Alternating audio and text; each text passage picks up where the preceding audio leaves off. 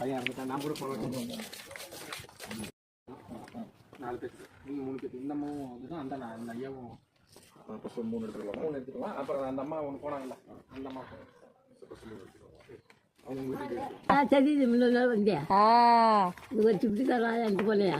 ஆமா கண்டிப்பா உங்களை பார்க்க தான் வந்திருக்குங்க.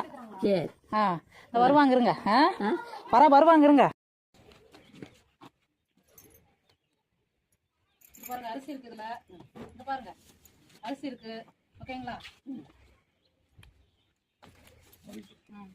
வீட்டுக்கு தேவையான மளிகை பொருள் எல்லாம் இருக்கு. சரி